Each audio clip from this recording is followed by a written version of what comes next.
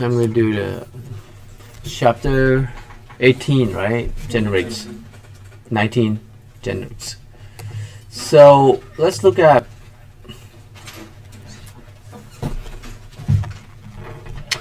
that definitions first. It says generics enable you to detect errors at compile time rather than at runtime. So when you read this, do you understand? What does it mean? It's actually, that is the benefit of the generics. So we have learned the difference, right, between compiling the program and running the program, like compiler and interpreter. So what is a compiler? What does compiler do?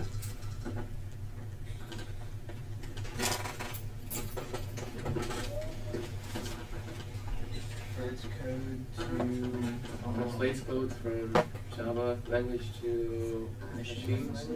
Okay, if we talk about Java, so I mean it doesn't have to be Java, right? But if you want to talk about Java, we'll talk about Java. But let's look at compiler scan the entire program and translate as a whole into machine code, like you said, right? What's machine code? 010101. Right. Binary, right? Yeah. Takes large amount of time to analyze the source code, but the overall execution time is comparatively faster than the talk-about interpreter, right? Interpreter translate program one statement at a time. Like example of interpreter is like Python. Example of compiler is C. So say interpreter takes less amount of time to analyze the source code, but the overall execution time is slower.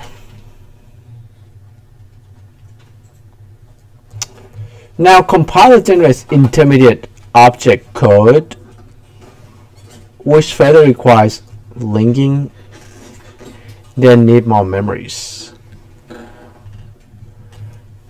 Like when you do C, the program is going to be .c. When you compile, or C++, it's going to be .cpp. When you compile it, it's going to create .h. Like h is like hexadecimal.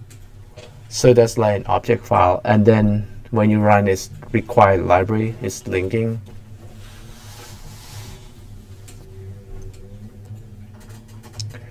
So it generates the error message only after scanning the whole program, right? So it's say about errors.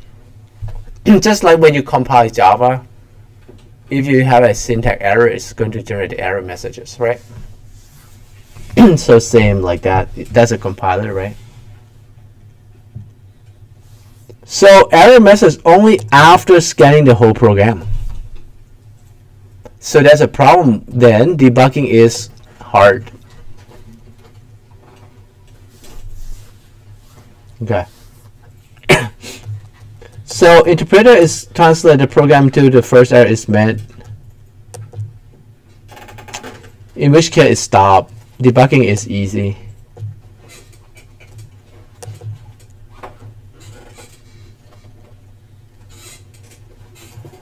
So if you look at this concept, okay, compare back to the definition that we just read earlier. Enable you to detect errors. Right, we talk about errors, right? At compile time rather than at runtime. So which one is better when you detect the errors? At runtime or at compile time? Compile time. Why? Because the detected errors is compiles, not when it's at runtime, you have to have the entire program compile first and then run before you detect errors.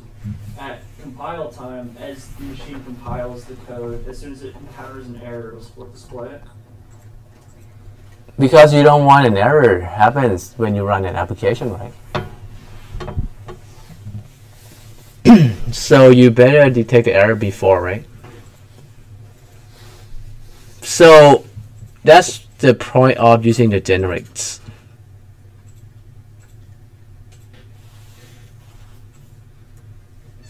The motivation of using Java generic is to detect errors at compile time. So generic is introduced like in JDK 1.5. Now we are at JDK 9 or 1.9.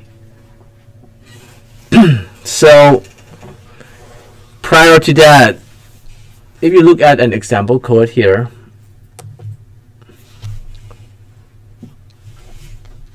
this is the generics, they're highlighted in blue here. Prior to that, if I want to use comparable, everybody know comparable.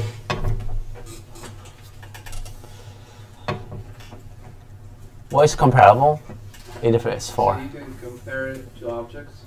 If I think if they're not, if one object is more than another, it's gonna give you 1 or -1. If they are equal, we're gonna give you 0. Right. So if you don't know comparable, you should know Java with string, right? Class. A string, is it string? Yeah, they should have. This string has comparable compared to, right?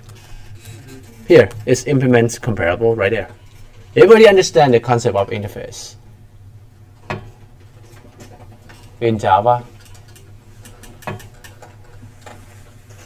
Okay. So in tool 1, you're supposed to learn an interface, right? So interface is, what's an interface?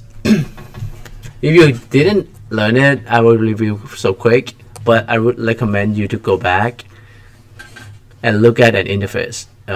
It should be on chapter right there, 13. I would recommend you to go back. Okay. Now we gotta jump back to look at it real quick. Otherwise, you may not understand what we're talking about. They really know abstract, right? So what's an abstract class?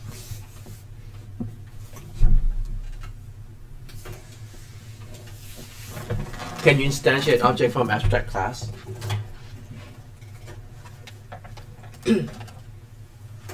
You know, in class you can instantiate object, right? Can you instantiate object from abstract class? No, right? You cannot. But that's why it's as abstract, right? You create as a template for another class to extend from that. Like for example, I create like this one, geometric object class as an abstract. Because geometric objects could have like common method like get color, right? Set color is fill, right? So these are the methods, those are general, and we may include some implemented and some abstract methods. Because get area and get perimeter should be abstract because we don't know circle, they will have their own implementation version of get area and get perimeter, right? But circle is going to extend from the abstract class. Then circle has an access to all the methods that being implemented, like is fill, set field, is color, set color, and so on. Then because those are common, it doesn't make sense to make circle to implement that, rectangle to implement that. Then we make an abstract, then it extends, you don't have to re-implement that again. You only re-implement the abstract methods like get area and get parameter, right? Perimeter. Like in this case, it's going to, once it extends, right? Like rectangle extends, it's going to implement those abstract methods. Like the way that how they calculate their own area, rectangle and circles. Like in this example, they didn't show everything. But it's also show another example like abstract number. This is in Java library, like double extends from numbers. Number is an abstract class, and those are the wrapper class, right? These are wrapper class, double, float, long, integer, pretty much a class that represent your primitive data type. So it's a wrapper class. All right, so this is an abstract, right? Now, an interface is pretty much just, it's not an abstract class, but all the method in an interface, those going to be an abstract. That means they're not implemented. Let's look at an example of an interface. Like, instead of saying class, we call an interface, right? Technically, it's just like an abstract class, but all the methods are abstract. None of them are implemented, we call interface, okay? And the purpose of it is just the same. We want to make sure the one who implements interface has to implement all the methods. Those are abstract inside the interface. And what is the benefit of that? So, like for example, I have an interface named eatable. So we're gonna have the method named how to eat, which is an abstract method, right? In this case,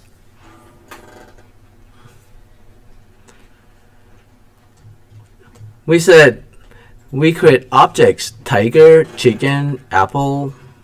This is an array of objects. We iterate to it. We want to check if the object is an instance of eatable. Then we're gonna call how to eat. Like in this case, tiger, we're not eating tiger. So it's actually gonna be an instance of animal, then it's gonna call sounds. So it's not gonna do how to eat. But if the object is chicken, it's going to be fried, right? How to eat is going to display fry the chicken or boil it. Right? Apple is eatable, then it's going to say how to eat the apple. And if it's animal, then it's going to make the sound like the tiger could roar, chicken could be saying like cock-a-doodle-doo, and apple is not an animal, it's not getting in there. So it make it, when you make an interface, it make it easier, right, to share the methods.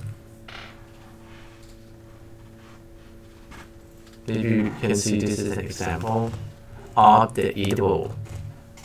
And I don't have to say instead of chicken or instead of apple, but I just say instead of eatable.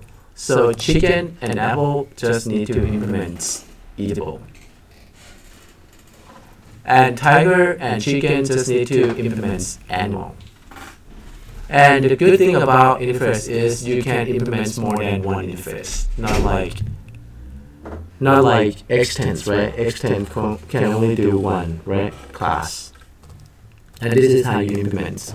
And then you just need to re-implement the methods, just like the way you do with the abstract. Class, extend fruit, how to eat, make apple pie, make apple cider. Alright? So that's pretty much just the interface and the benefit of using it, which we're going to use them a lot in this class. So now we're going to go back to let's think about why we need an interface for comparing objects. Like we were talking about string, right? String has to implement comparable. And what's comparable interface? Comparable interface has one method named compare to.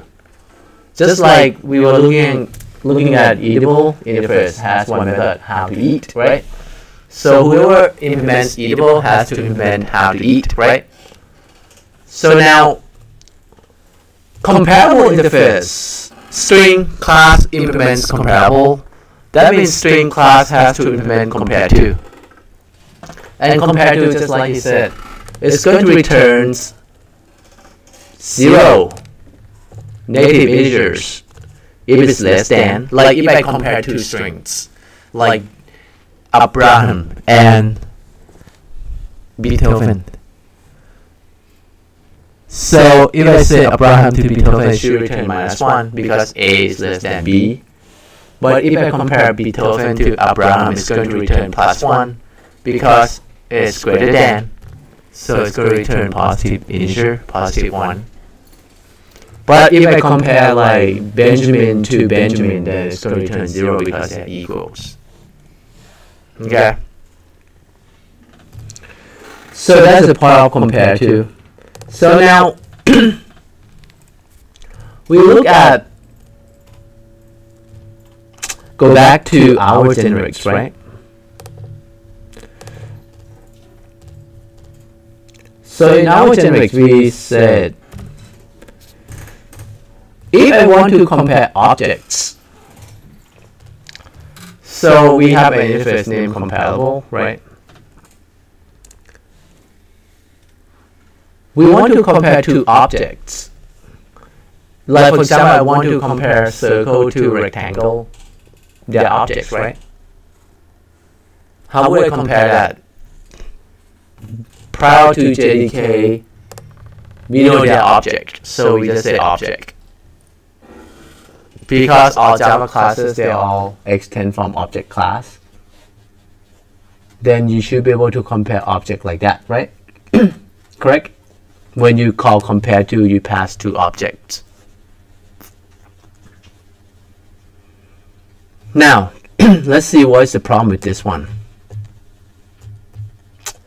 For example, I say this is comparable C equals to new date. So this is called polymorphism, right? To make an object date comparable. And date is an object. Now it says C dot compare to rate. Rate is a string, right? String is also an object, right? Can string compare to date? Yeah. It's going to have an error at what? Runtime. Because compiler will pass this. Because this is an object. Right? But when you run this program, you're gonna get an error. Because object is doesn't match, right? Different type of objects. Then we said this is bad, right? We don't want that to happen when people are running applications. So that's why the benefit is creating a generics then. So now we change the interface comparable. We put a bracket T to make it T stand for type. In this case, it could be any type of object. Right? Instead of object, we just say T, T, O, right? So that means you can replace T with any type. Like for example, when you use it, you require to give the type. Right? We call this is an actual concrete type. So you can say it has to be the date. Meaning that when you do C dot compare to rate, compiler will make it not compilable. So it's going to catch at compile time instead of at runtime. Because it's checked, it has to be date, not string. So that's the benefit of using generics. Right, so now the new generic type detects possible errors at compile time instead. Questions? So now, if you don't have question, then this class is about data structure. Another example is data structure. Array list is an example of data structure. Pretty much as a class and array, right? Which is a class version of an array, right? That if you think about array, prior to JDK 1.5, you can add any objects to array. I can add string, I can add numbers, I can add student, if a student is an object, right? I can add circle, rectangle, tiger, anything.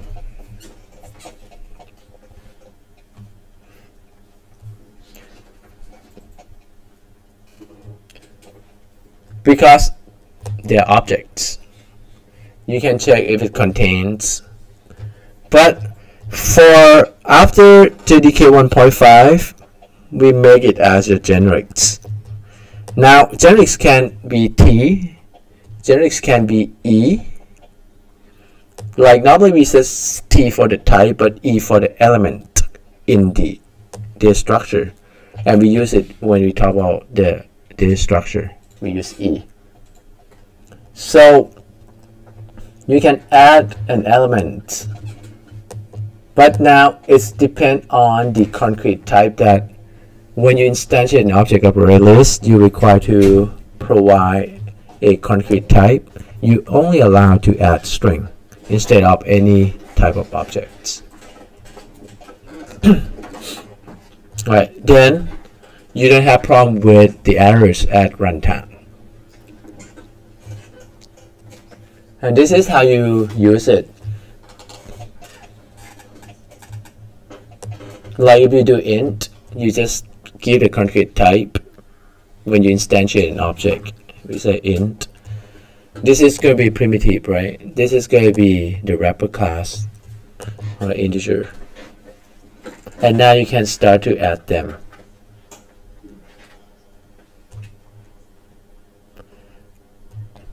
So if we have we say generic types must be reference type. You cannot replace a generic type with a primitive generic reference primitive type, such as. So if you try to do like this, you cannot do. You have to do like this, right? And then it's going to. This is called autoboxing. Autoboxing pretty much just like when you try to do add 5. 5 is a primitive type, right? But this is a wrapper, right? Wrapper class, so it has to change from primitive into the new integer 5, right? To an object type. This is called autoboxing. So it's going to do by itself.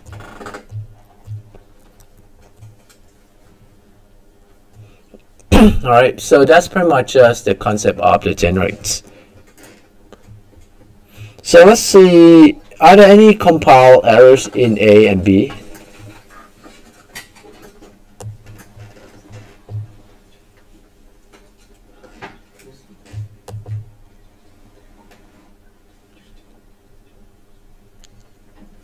In A, we do not have any errors, right? Because in the prior version, you're not required to give the solid class, right? Solid type, I mean concrete type. And it's always object, like date is object, string is object, that's no problem, right? But when you start to use it at runtime, it could create an error, right? Like for example, you try to remove date, but you may hit the string, then it could be an error.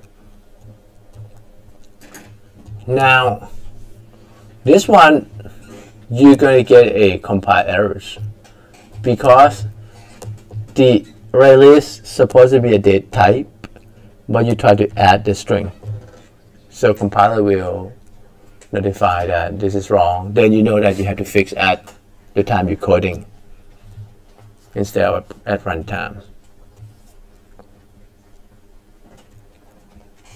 So what's wrong in A?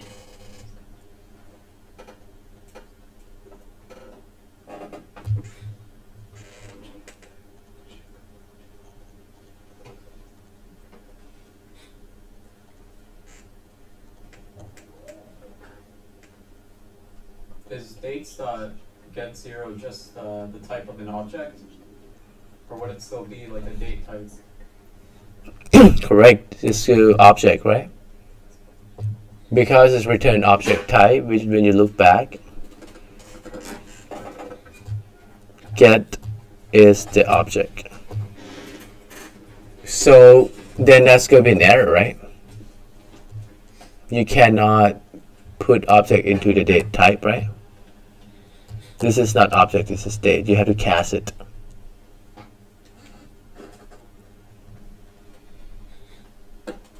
How about in B?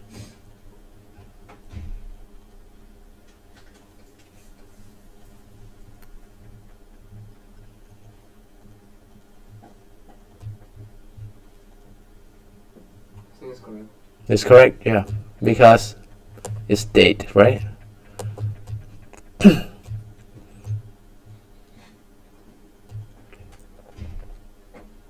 So that's pretty much the benefit of using generics.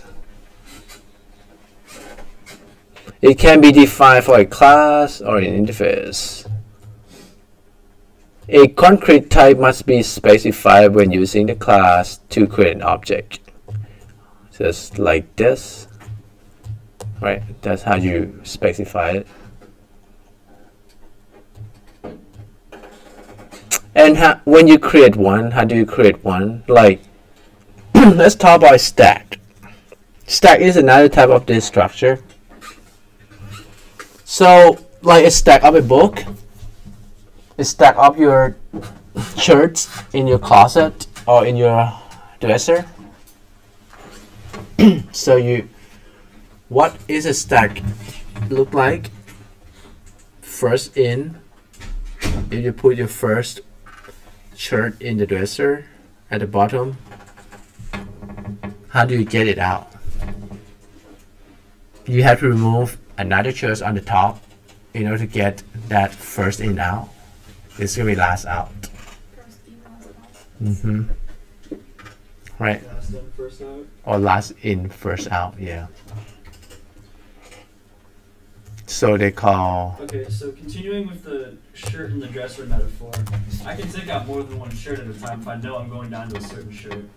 Can I pop more than one thing off a stack? Yeah, but you can't just get to the last without Without popping first? Right.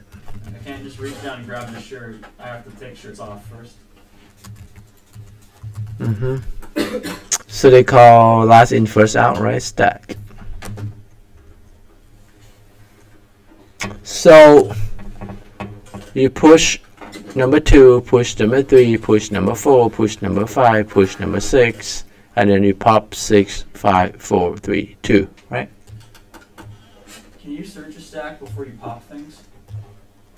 Yeah, you search by, you have to go to the top and look to the end. So just search, figure out what the index is of the thing you're looking for, and pop that index -1 things off the stack. Mm-hmm. So now we see the stack, right? Stack is LIFO, last in, first out. Okay. LIFO. Now, this is an example of using generics, right, to implement a stack.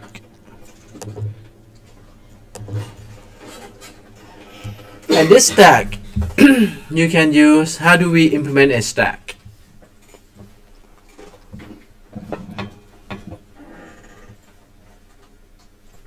Okay, let's implement a stack. So I'm going to use IntelliJ IDEA. If you're a student, you can download that. Under course document, I have a link to it. Okay. To get the free version, I use ultimate version, so you can get license from that.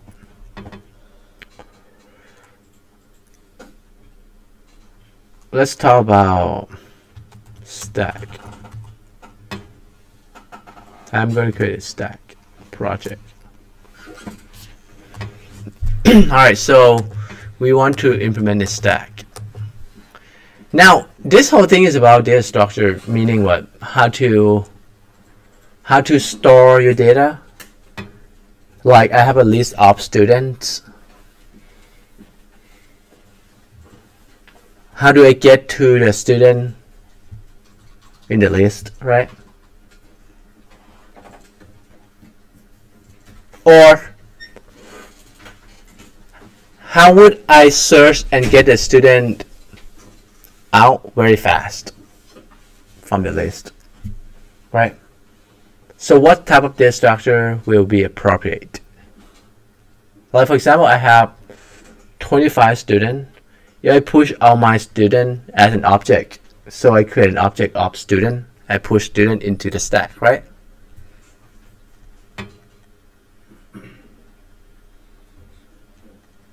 So if I want to find student who I push in first, it's going to be so long because I have to get to the bottom of the stack. So it's not efficient, right? So that means stack is not good to implement as a data structure for student list or roster. So what is good about stack then? Why do you want to use stack?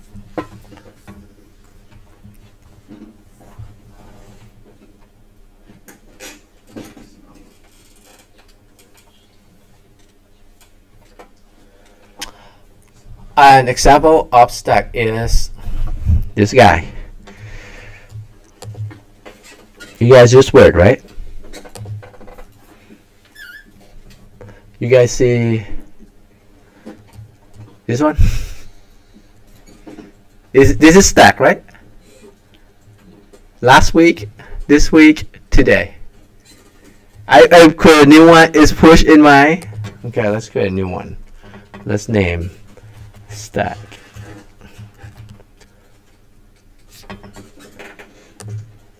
I'll save it.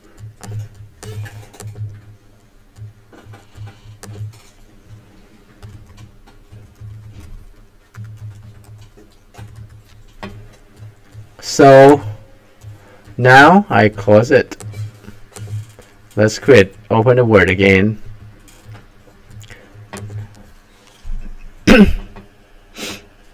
That's on the top of my stack. That's a stack. Why is a stack? It's like a sorted list because you have. It's not sorted. Well, it's sorted by date, no? The last document on the top. Okay, But if you look at that way. It's not stacked because you have access to each of. But can I sort it again by ascending or descending order? Maybe it's sorted list. No, but I mean in stack you can, if it was stacked, you could open only the last one, right? Yeah, this is on the top. Open the first one in the middle, but now you can. Oh, I could open the last one. Let's scroll down here, right? I look at my stack. I could pick that one. No, she's saying our identity, the stack is, if we start, then we cannot access the last one. We only have the access to the top one. The top one. That's what she is. No, we could access everything.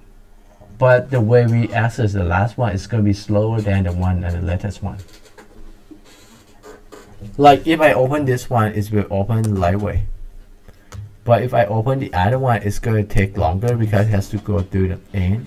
But it's still faster than the one that I saved, like not on my stack anymore. That makes sense? Like, you think it's going to take longer to open the last document on the stack, like here?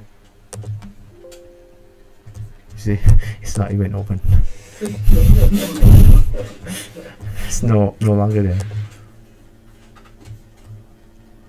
Like this one is still very fast, but it's going to take longer time because it has to, right? But it's still faster than you not using stack. Like in the old time, can Word do this? Word 97? No, because they not even implement stack, their structure in the application. Now you see the application of stack, why we need stack. Right? It's more than this. Operating system use stack all the time too. Like I'm switching my task, it's push the old one into the stack. And then I done with the other task, it's pop back up and do that task. I have a question. So if compared to, for example, a list where we can get access right like in the middle of the collection. So why stack can be better than array list? because it's stack we should take yeah, to pop the last one, and after that second, and after that we can get to the first theme in this collection. But for example, in array list, we can get access Right away. yeah, in any place in your collection. Okay, Don't but need to plop in. can I get a recent one? Can I get the most recent one from the list? What's the reason why? How? So it's about that. I mean, using stack is about It's faster, right? Is that true? to get the latest one, to know what is the latest one. When you add an element to a list, does it come into the back of it or the front of the list? Depends on the list structure. He just answered that. So if you had the list structure to more recent, then it's the same with that. All right. Let's look at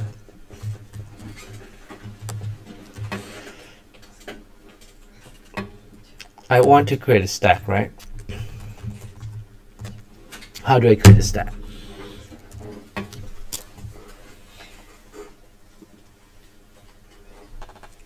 How would you create a stack? You need what? A stack is a list of okay, a list of your objects or list of object. Now that's why we need to generate what type of objects, right? Yeah, because there could be many objects, students, right? Or Word document, those are objects, right? So we want to make a generates, make the stack as generates, and it's the elements on the stack.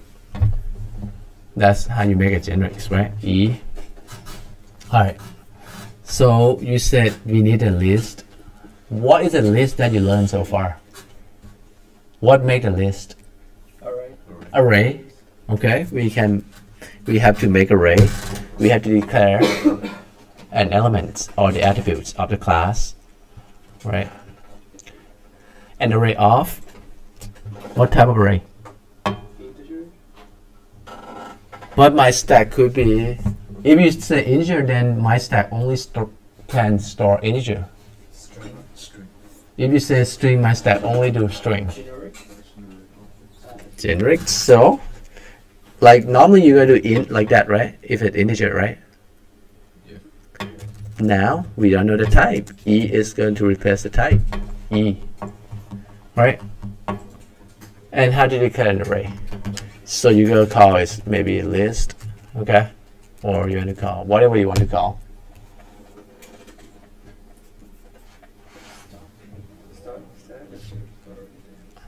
Stack. You're going to call stack? Okay, stack. Or we have stack already right here. Okay. And do you want to use array or array list? You want to use array? Okay, array. So how do you get an array? Brackets equals to new, right? And the size of the array, correct? And the size of array, how many? 10. Then I can only store 10 objects, right? New E. This is generics, right? So we have to say object, and we cast it. Object class, and we cast it back to E type. New object. Let's see. So this is going to be a problem. It's going to be cast to like that because cast an array, right? E brackets.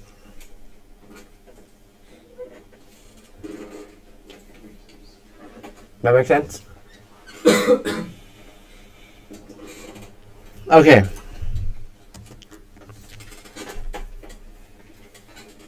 Now we have an array size 10 and they are generics.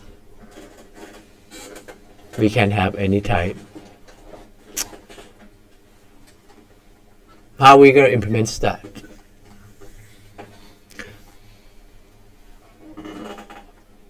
Array has index 0 to 9.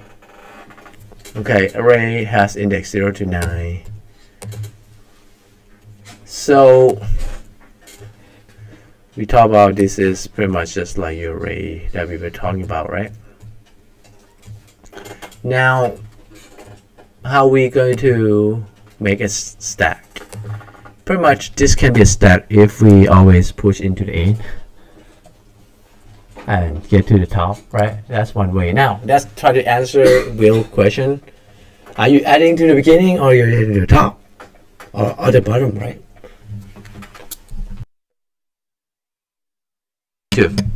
Where am I adding to it? Okay, you can look at one way. If you want to create a stack, you have to add the elements to the end, like a stack of letters. It's gonna look like that, right? So when you pop, you pretty much just get the top out because J at the last, then you get J out, then you return index at location 0, right? Index 0, right? For array, start from 0 to 9. If you implement that way, right? But if I look at it again, the same array, I can actually say this is my bottom, right? And this is my top. It's just how you look at it. Now you were looking at top and bottom this way, right? Like if I say this is bottom, when I add something, I can just add to index 0, index 1, right? And so on. Now when I pop, I just pop at the last index. So it doesn't matter you want to add at the end or the beginning, it's just how you're implementing it. That's the key. Correct? It's about your algorithm when you're implementing it. Are you returning at index 0 or returning at index 10, index 9? So it doesn't matter. So how would you prefer? You prefer this way? Because your logic thinking that way in the human thinking. But for me, I prefer this way because in the programming, it's easier to access 0 index than start from 9 index. For me, I would do it this way for the programming. But because programming is easier to start from 0, you don't want to start from 9. But it's going to be a little bit complicated to translate back to human thought when you write. But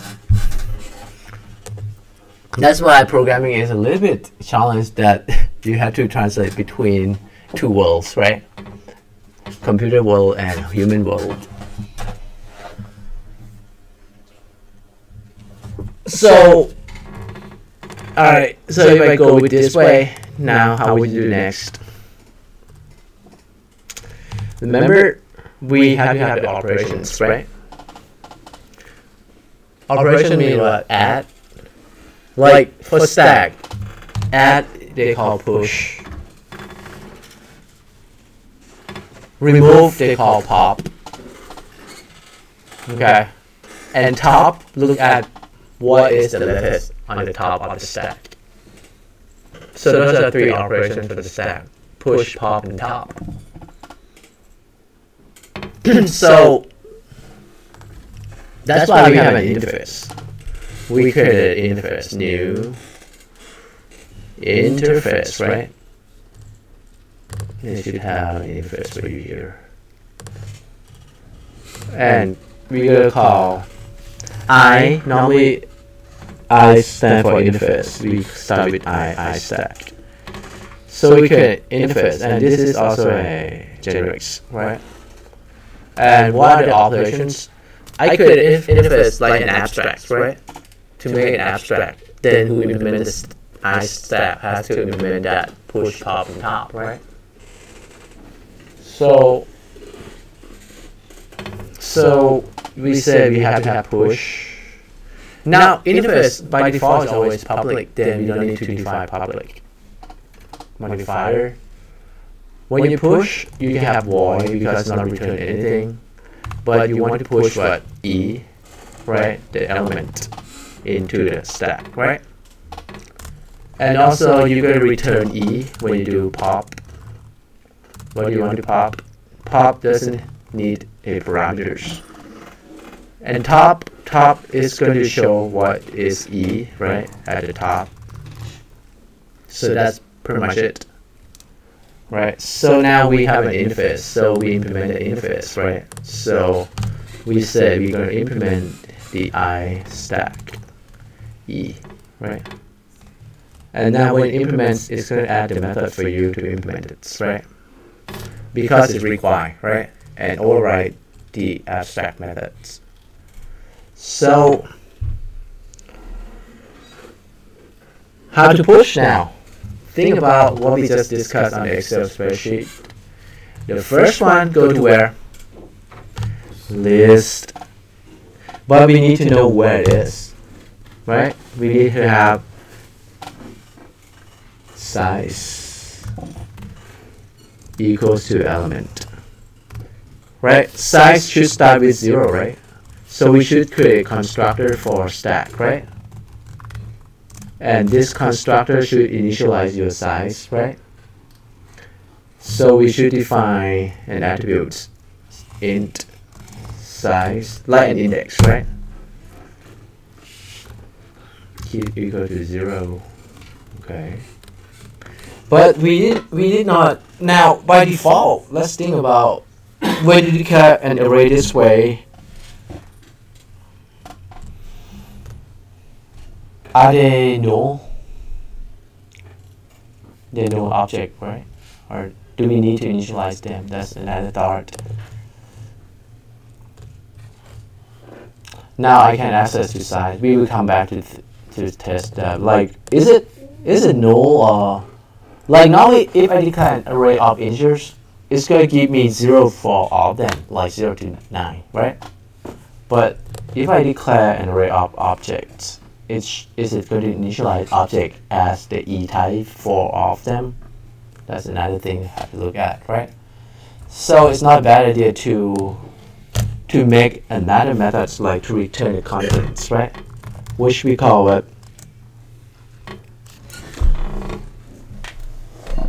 It's always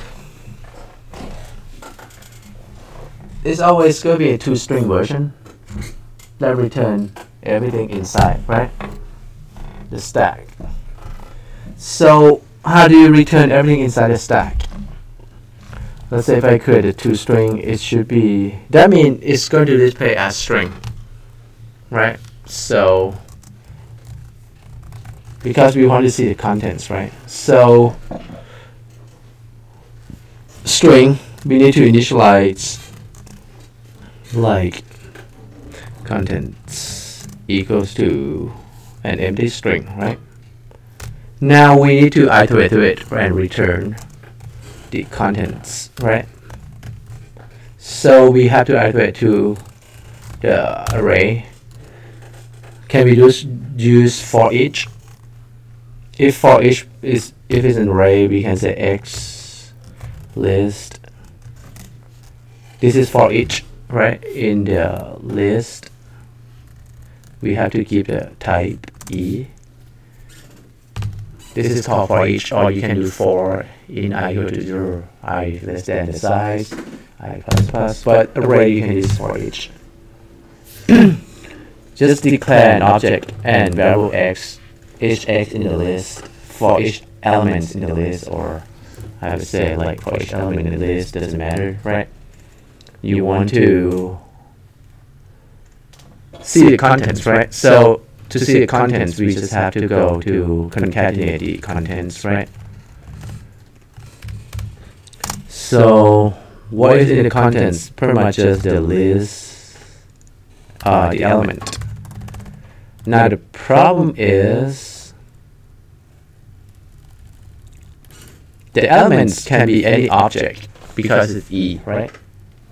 But the content itself is string, right? And let's say after you concatenating it, we can just do the new line. Then we have each element on its own, right? And return the contents. So as long as if I have a student class and student implement 2 strings, this should be okay. Because it's going to return this 2-string version right away.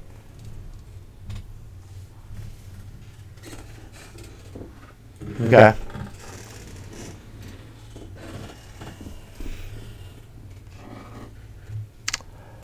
So pop, how about pop? Pop just return what? Now whenever you push, you should increment what? Your size, right? Plus, right? Then pop, if you look at image, just return the list at the size because it's always increased to the top. Your size is the top, right?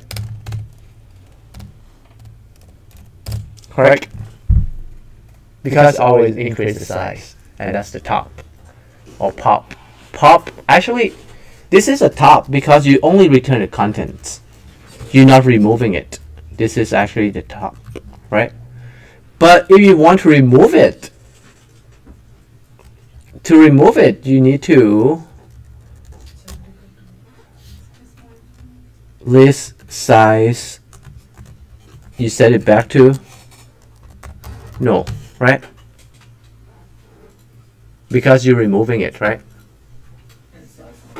But before you do that, you might want to, if you want to return, you put in a temp first before you remove, right? Equals to, and then you return temp. Otherwise, you return no, right?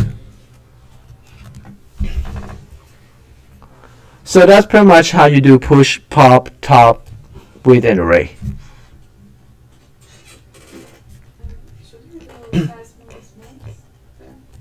And then you do minus minus after pop, right?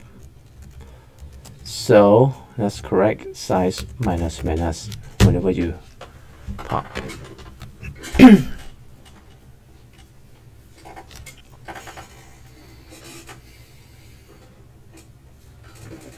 Okay, let's test that. I actually didn't use any constructor. I can just remove, but let's test. How do you test this?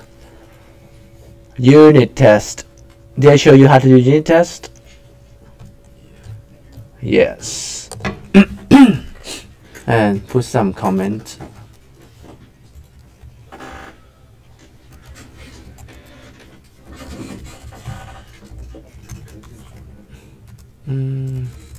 License GNU. Author.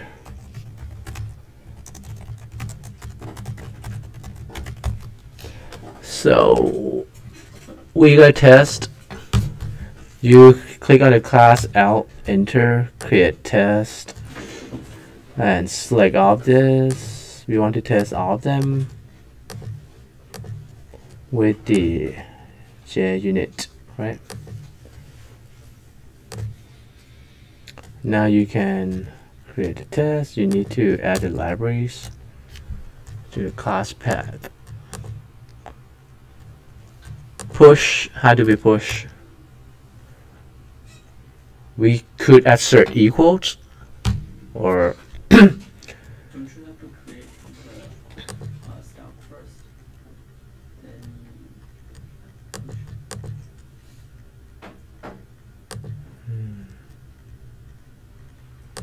sure, let's not worry about that yet then. Push, you have to instantiate an object, right? So we're going to use that, and we're going to test the same object throughout. So we instantiate inside the class, right? And you do solid, like, or concrete type. So let's do, I'm going to implement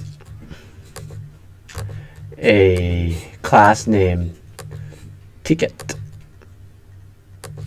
I want to push the ticket, but let's test simple first. Maybe integer. Okay, push all the numbers, right? You could push any object, right? Okay. Integer list. Integer stack. Okay. Equals to new stack, right?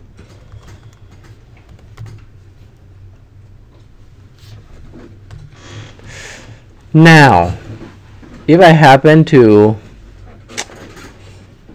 because Java may have the stack class already, if I name it the same thing, it could pick up from my JDK library.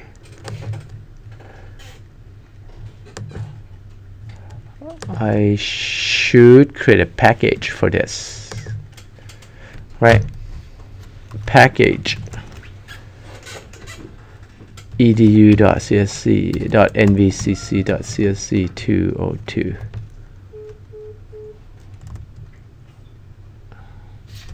And I actually need to move this into that package. Move to. So it should move my source code to that package now, right? Now it's looking for iStack. Let's move iStack into the same package for now. Then there's no errors. Okay. So put a package, right? So we're going to test the stack. Alright, so now it's actually looking for a stack which I want to import a package. I do that because I'm not sure which one it could take from that. You see that? Java U2 has a stack too. I happen to name it the same. So now I use this version that I created for sure, right? When I create a package. So we're going to test to push. So we can just say dot push. What do you want to push? Number 1. Okay, into stack. And then if I want to ask, how do I test? Assert has to be what?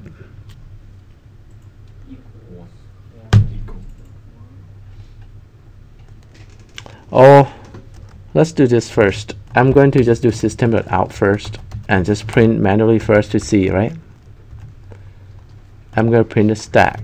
It should call to string, right? And print out 1 in the stack, right?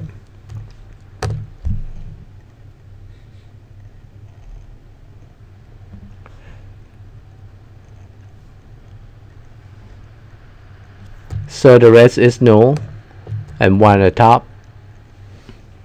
Okay? But again, this is an image. It's going to look like this, right?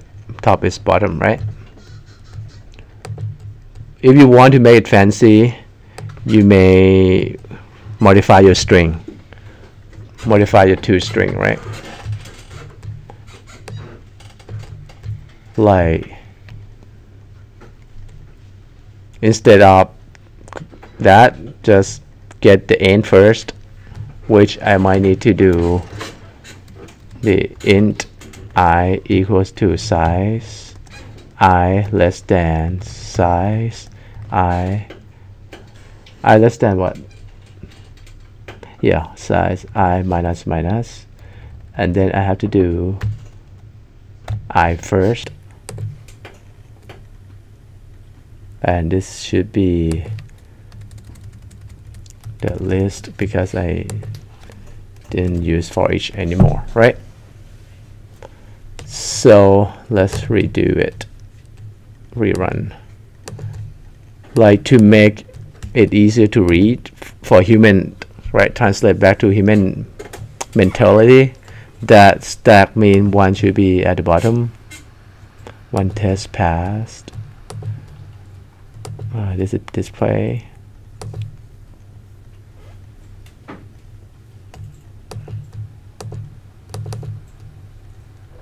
It's passed. Oh, I have to look at console, right?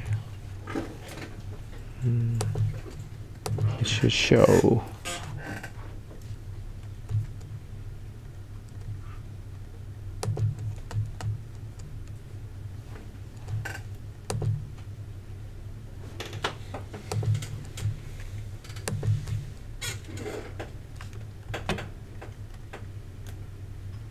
It's not displaying. Is something wrong here? I go to sites. Then it should start from. Oh, I see. Because I is the right. I should equals to list dot length instead, right?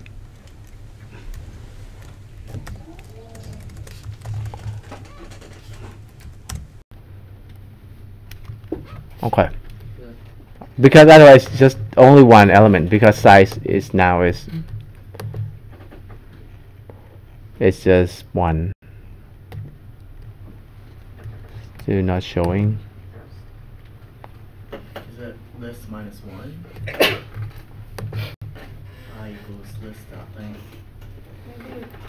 minus 1. Could be much. Or you can write I. 1 second. I equals to list dot length minus 1, right? Yeah, because start from 9, right? And then I is less than or equal to 0.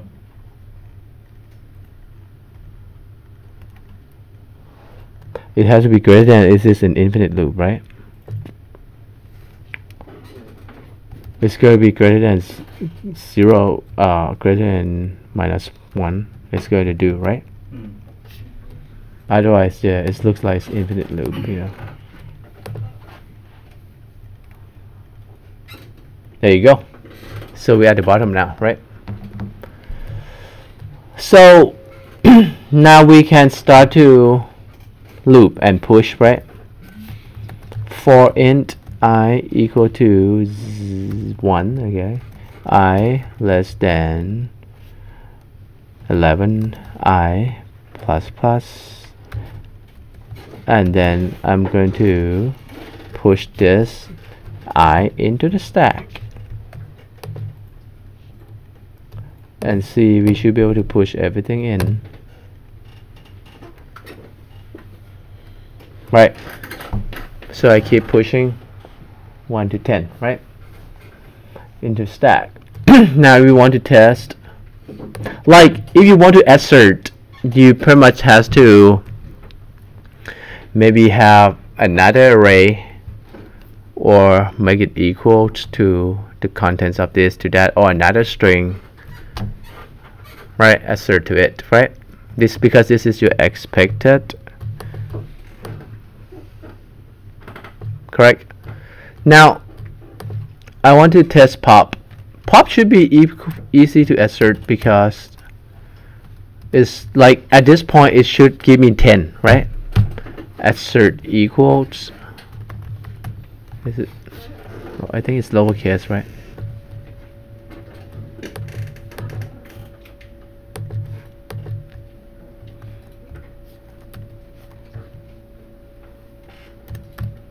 Assert equals, I think it's capitalized, but you need to import it.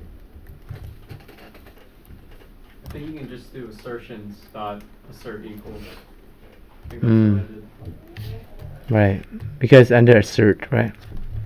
Yep.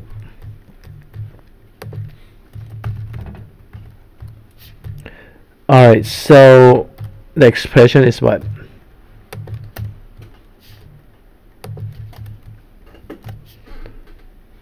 Form JUnit. Expected. Okay, let's just test one value, which is I expect 10, because now we know we have 10 on the top, right? When we pop, 10 should return, correct? And then this is the expected value, and the actual pretty much you call the integer stack dot pop. So if it's good, it's going to be green, right?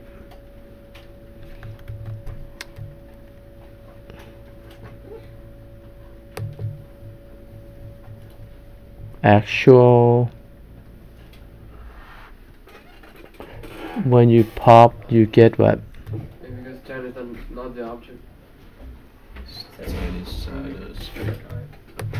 When you get, you return E, right? Yes, looking for object.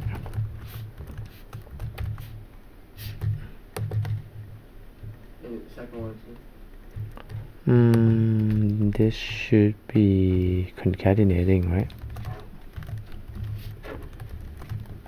That's just a string. Okay, because this is just string.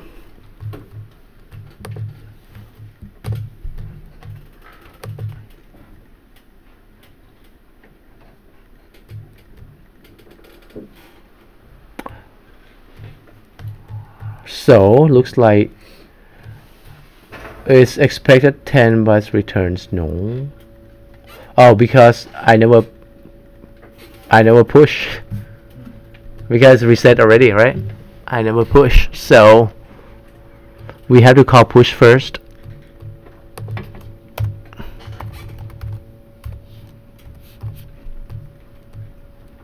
And then assert again.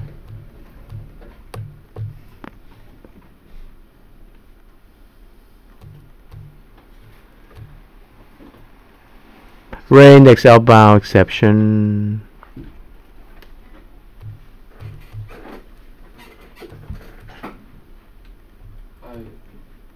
Should be I less than 10. We do here, right? So it's gonna call you. The problem is at this line. The size is the problem. So that means your pop is not right, huh?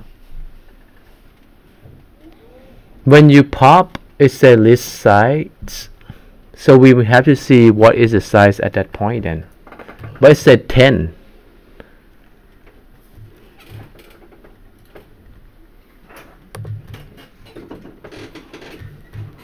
So it should be 9. It looks like this give you 10. That's why, right? In the stack test. Hmm? In the stack test class, we did the for loop, and it was less than 11. It was usually less than 10. So the 9th. When we push, right? Actually no, it should work. I say that one. Yeah. So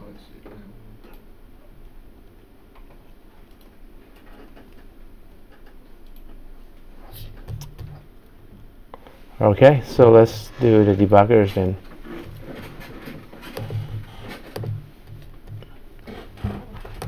We gotta debug it. Let me see the values. So where should be a breakpoint?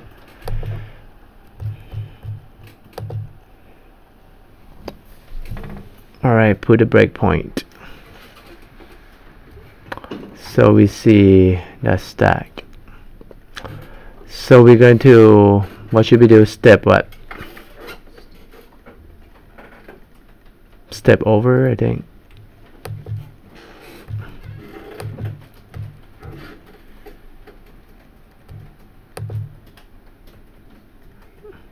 Let's get into something else. We don't want to get into that. Step out. Step into. Step out. So you go out. I don't want to get into detail of how they assert and.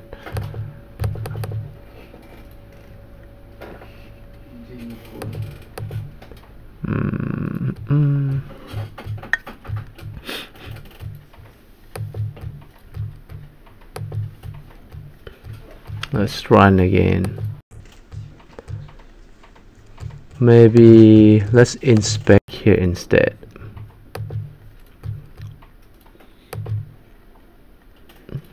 Okay. Alright, so it stopped at that point when we call pop. The size is 0. Is it correct? Size 0? That's wrong, right? It said the size is 0. It's like, according to this, is it correct? 1 second. When we pop, it should give the size 9, right? it's a push one. It's a push. Oh, push. Yeah. Actually, I want to stop here then. Because we know push should be okay. Yeah. Size 10. That's the problem. It should be just 9. Should be 9. So the problem is this side is 10. How did it get to 10? That means we call push 10 times. So how did we call push 10 times?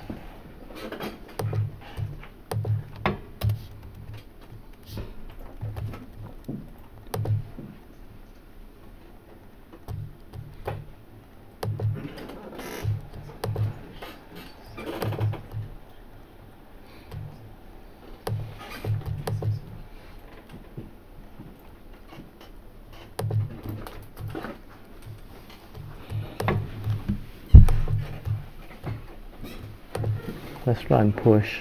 Push is fine. Now if I do less than 10, you never put the last one in, right? So is it the method push in the class that's wrong? Because size plus plus, you don't want size plus plus to go out of bounds in the array. So Let's look at push. yeah, right before size plus plus, we should make a if statement. If it's bigger than the array length, don't do size plus plus.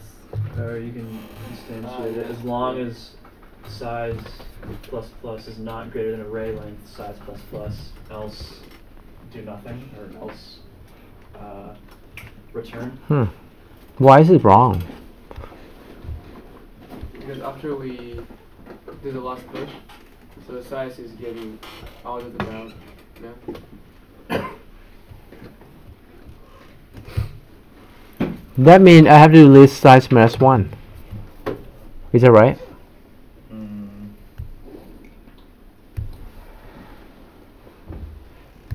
Maybe size minus 1. But then your first one is going to be 0 minus 1. That's correct, because it's going to return index 0.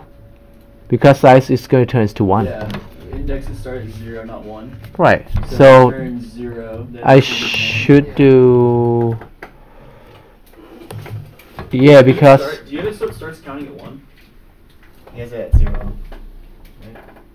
And I mean, like, what this right, because size is going to be like when it starts 0, right? Or another way, the easier way to do is do this, and then do this. Let's start it at Wait. minus 1. Yeah, if you started at 0, that means the first size is size plus plus, so it goes to 1. Yeah. Then this should solve the problem, I think.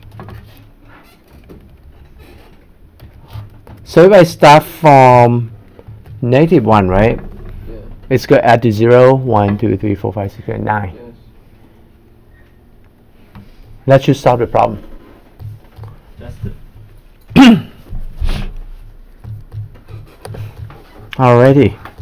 So now you guys see the benefit of using, JUnit. yeah, I mean, it makes sense for large programs. For most of the things that we're doing, it really doesn't matter. Because most things we have compile almost instantly because they're small programs. I think the largest program I have on my computer takes like 3 seconds to compile. So those 3 seconds is it passed assert equals. If you want to print it out again to see, it should, you can see it too. But it passed, so that means correct, right? okay, for that so one. It was it a out of bounds problem then? It's solved problem already. After I start with -1 initial. There you go. After it's pop, that makes sense. First one is Okay, so now no. it's going from 1 to 10, right? Yeah. So we want to test pop now, at top now, right? So how do we do that? We technically push first, then it should give you 10, right? After we do what, top, correct? Yeah. And then when we print out, it should not remove it. It should be just the same 10, right?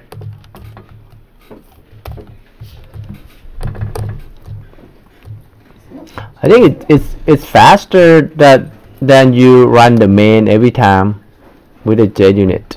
I mean, it's faster, but I think the main part of JUnit is to test a single method in a very large program. Right. And most of the programs we're writing for this class just aren't that large. It's going to get It might larger. just be the questions I'm picking. I don't know how long else programs. Yeah, it's going to get larger. Don't worry. This is the basic one first. Alright, so it works.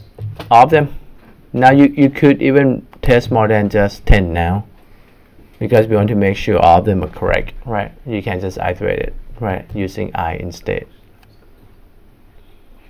And then you can start testing with the actual object instead of an integer. But it looks like it's good with this, then the rest should be fine.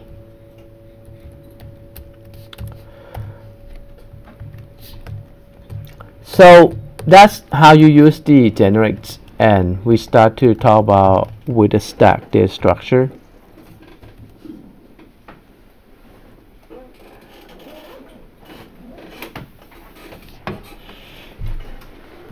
How do we start with? It has to be 10, 9, 8, 7, huh? So you start with the current size. The size is already 10, right? So you start with the current size, and size minus minus. I Where is it 0? So minus 1. greater than minus 1.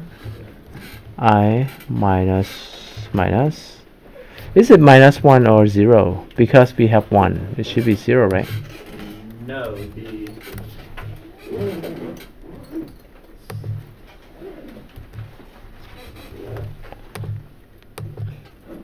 okay. You see, we want to run the pop. It works. It's all passed, and then new at the end. And top is just only 110, right? Alright, so that's the stack. Any question on the stack? And we use an array to implement the stack.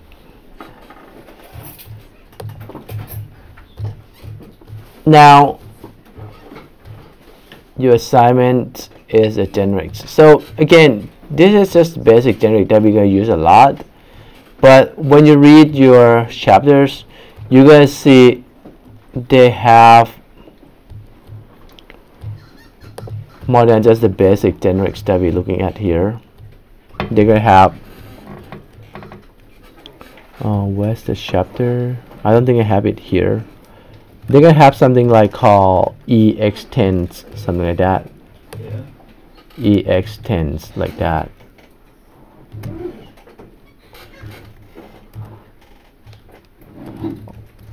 Okay. So we're going to see that too in your class. So just want to make sure you go back and read through it first. Okay. And try to understand what does it mean. I think that should be it for today. Okay. In the same chapter. We do not have class Monday, correct?